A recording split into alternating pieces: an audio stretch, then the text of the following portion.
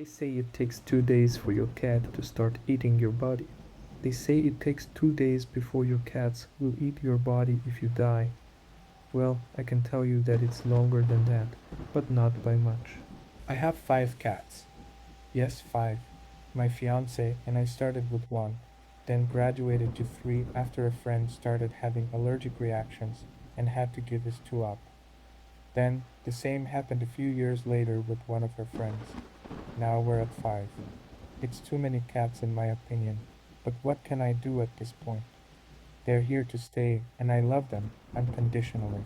A while ago now, my fiance left for a trip to Thailand. She's into Muay Thai and so is her brother, so he invited her to go with him on a training trip his gym was taking. This left me home alone for a while, which, as an introvert as well as a professional writer who was currently in the midst of his second novel, was not unwelcome.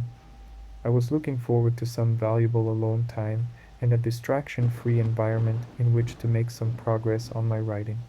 3 days into her trip, I had been doing just that. Around 4 p.m., I finished my third chapter in as many days. I was thrilled, but needed a change of pace as my mind was beginning to give off sparks. One of the lights in the high ceiling of our living room had gone out, so I figured I'd take this time to replace it. I went into the garage and got the ladder, then set it up under the light. I stood on the second from top step looking up. Even though I'm tall, I could still barely reach the light. I went up to the next rung, knowing full well it wasn't safe. I could reach it now, but it was still at an awkward distance. I thought about it for a second, then decided to just go for it. I didn't want to have to find another ladder or call an electrician. Plus, I'm pretty sure-footed, so I stepped up onto the top of the ladder. I could comfortably reach the light now. The bulb was a pretty standard screw-in type that could easily be changed out, except that there was a thin metal rim that went about halfway around the circumference of the fixture and blocked the bulb from coming out. Try as I might, I could not figure out how to get the bulb around it or get it off. I finally resorted to brute force and gave it a good yank. Nothing happened. I yanked it harder. Still nothing. I gave it one more firm pull and it came off. Unfortunately, so did my feet from the ladder. I came to lying on my back, staring up at the broken fixture. I couldn't move. I could tell I was breathing, and a dull aching in my back that seemed many miles away told me that I still had some life in my nerves. But otherwise, nothing. Panic didn't last long as there wasn't anything I could do. Since I was conscious and could feel a bit, I figured it would pass.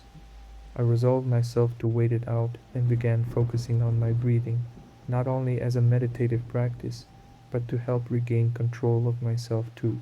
As time passed, I could sense faint nudges around my feet, hands, and head. Now and then a shock of fur would pass before my eyes. Once, my breathing became more difficult and far off somewhere, I could feel 4 little paws on my chest. They were hungry, but there was nothing I could do. They'd have to wait it out just like me. Darkness fell, and then the light returned. My situation hadn't improved. More and more I felt the little nudges or the poke of a paw on my face. I kept focusing on my breathing.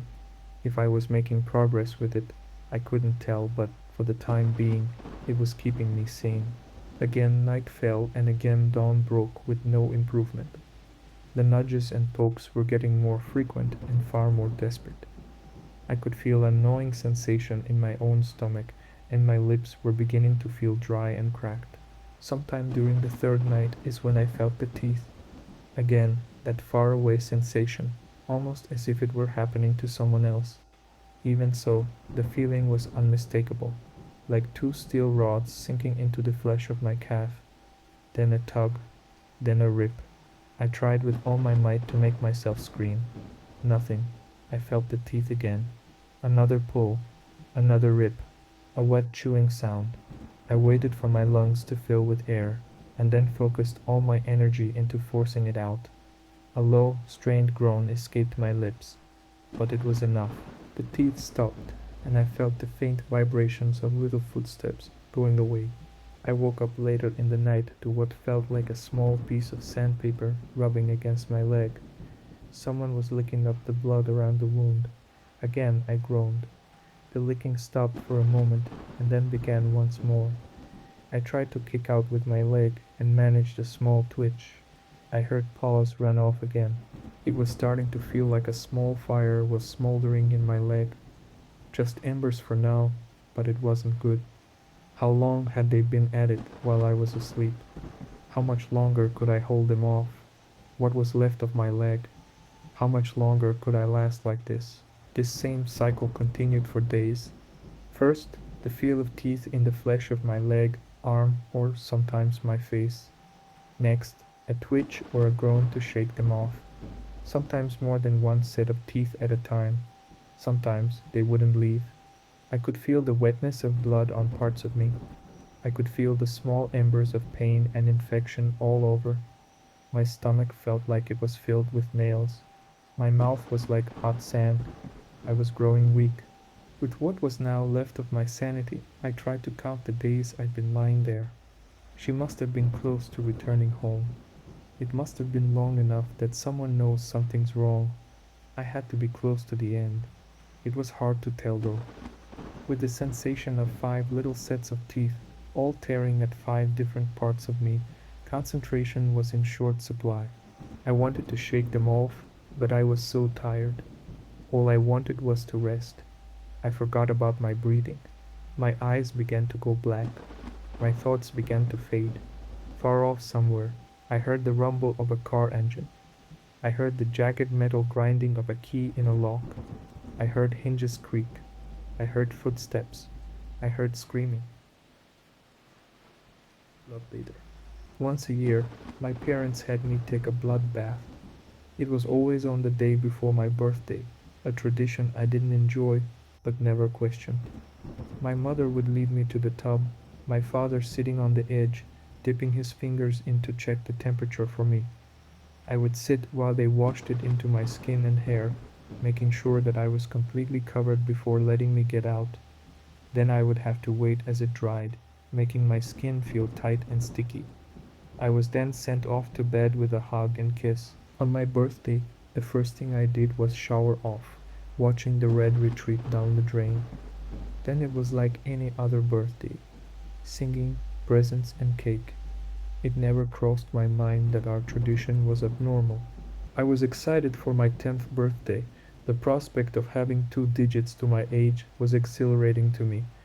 I'd been homeschooled my whole life, but had plenty of friends in my neighborhood to invite to my party.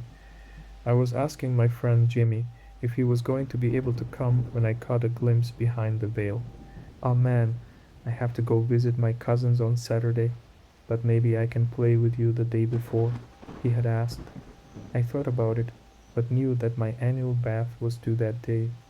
Disappointed, I explained to him why that wouldn't work.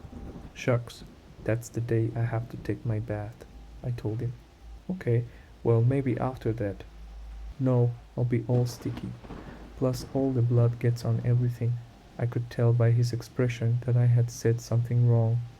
He went running his mouth to everyone, calling me a vampire and upsetting both of our parents, albeit for different reasons. That night, I had the first discussion about the blood baths with my father. He sat me on the couch and got real serious. "Now, Ben, today will be the last time you ever talk about the baths you have to take," he stated sternly. He went on to explain that not everything we did was considered normal, and that by keeping it to myself, I was doing us all a favor. After that discussion, I became more curious. It was intriguing to me that not everybody had to take these baths. As I aged into a teen, I started doing what all boys do. I rebelled, and hard. Since I didn't go to school, I tried even harder to fit in when I was around my friends. I smoked, I vandalized, I stole alcohol from my parents. Some of it could be attributed to peer pressure, but a lot of it was my own choices. I wanted a reputation, wanted to be revered as some sort of anarchist. So I kept pushing boundaries, creating a large wedge between my parents and myself. The eve of my 16th birthday, I decided that I would refuse my blood bath. I was lying on my bed, listening to music and reading, when my mother came in to tell me they had gotten it ready for me. I knew it was coming, had my response ready. I'm not taking it, I said, refusing to look up from my book. Ben, please don't make this difficult. You know you need to, she said, wringing her hands fretfully. I continued to ignore her as she pleaded. After a while, my father came down to see what the delay was. What's going on? He asked, appearing in the doorway. My mother told him the situation, his face turning bright red. Ben, this is happening one way or another, he shouted. I threw my book across the room. Oh, you think so? I fired back, instantly bristling to the challenge. His eyes widened and his nostrils flared out. He was more angry than I had ever seen him. That's right, his voice now becoming a growl. Without a second thought, I charged at him, knocking him aside and running down the stairs. I could hear him screaming at me all the way past the driveway, begging me to return. I ran for a long time, finally running out of breath and resting near a city bus stop. I sat down for a few minutes, aware of a strange sensation at the ends of my fingers. They felt tingly for a bit, then they started to feel hot. Terrified, I watched as they began to blister, running up past my knuckles and cracking open the skin on their way upward. Howling in agony and shocked by what I was seeing, I fell to the ground and writhed. There wasn't a soul around. My cries for help went unanswered as the skin kept on bubbling and cracking, making it all the way up to my elbows. Headlights appeared in front of my eyes. Though I was nearly blind with pain, I recognized my father's car. He leapt out, grabbing me under my armpits and pulling me into the vehicle. I kept screaming during the drive, showing him my disintegrating arms. We drove at a breakneck pace, my father cursing the whole time. His face white, he told me to hold on a little longer, that I would be okay soon. I expected him to take me to a hospital. When we pulled into our driveway, my entire arms and shoulders looked like raw hamburger meat, the skin blistering around my neck and down my sides. It was the most intense agony I had ever been in. My body went into shock. I vaguely recall being carried out of the vehicle, my mother running out to help. We went up the stairs, both of them grunting under my weight. Then blackness took over. Voices around me, swirling distortedly, started to come back into focus. Gradually, the sensation of pain seemed to lighten. My arms were no longer on fire. He was this close, this fucking close. My father was saying, sounding like he was going to break into sobs. My mother hushed him, telling him he had done a great job, that he had saved me again. I could now feel that I was in a familiar substance, warm, inviting, soothing to my blistered skin. The blood bath. When they noticed I was awake, they both broke down, telling me how worried they had been, how they could never live without me, that I was their entire world. Their hysterics got me going as well, realizing how awful I had been to them over the last year. They both held onto my hands as I let the blood saturate and heal my mangled skin. The next year I had learned my lesson. My father prepped the tub for me, giving me a half smile as I thanked him after he told me it was ready. I never asked why I had to take them. I never asked where the blood came from. It just seemed like something that we all knew was better off left alone. Which brings me to this year. My father, who is now in his 60s, sat me down again. Ben, it's time you understand some things. He went on to explain that, late in my mother's pregnancy with me, she started having complications. She was on bed rest for a while, barely able to move. She delivered me 2 weeks before her due date, slightly underweight, but very sickly. He explained that he could do little for me, but watch as doctors and nurses did their best to keep me alive throughout the next months. I felt helpless. I begged to trade places with you and take the suffering you were going through from you, he told me, reaching forward and taking my hands. There was this man, I had seen him at the hospital often. He saw what we were going through, our family, and he offered me something. Told me he knew a way to help keep you alive. I didn't want to hear it. I told him to leave me alone, but he persisted. Claimed he was an angel of sorts. As you got sicker and sicker, closer to death's door, He kept telling me he could help. I shook my head. This was a lot to take in, all new information to me. My father continued, tears spilling from his eyes as he went on. Ben, I was desperate. I loved you so much, I couldn't lose you. I gave in, asked him to help. I begged, told him whatever he had to do it. He smiled at me, told me he would save you. And just like that, you started to get better. I was shocked, the doctors even more so. We went home, you were healthy. It was a miracle. He wiped his eyes, leaned backward, trying to gather his thoughts, then looked at me. It was just before your first birthday when I saw the man again. It seemed like he had come out of thin air. He said the only way for you to stay alive was to give you your baths each year. I didn't believe him at first, but then we saw what was happening to you, to your skin. It was just like what happened when you were turning 16, only then it was much slower. He spoke shakily. So I did what I had to do. I spilled the blood. I filled the tub. And I have done it each year since. I'm sorry, son. I wish things had gone differently. He finished. I leaned forward and embraced him, having no words for the situation. We stayed like that for a while. Eventually, he broke it off, facing me again. Ben, there's something else. You know that I'm getting older. The time will come, maybe sooner than we think, that I won't be around anymore. He bit his lip, holding in his emotion. Then, when that happens, you'll have to start filling the tub up yourself. Pilgrims. Uncle Teddy is obsessed with alien abductions, which makes Thanksgiving fun. He found a way to jam the subject into an entirely different conversation. I was talking about how good the zucchini was. Aunt Mia said she grew it in her backyard, and the lights went on under his bushy brows. I was in my backyard when it happened. He began. You sure were, I thought, unfortunately already familiar with the story.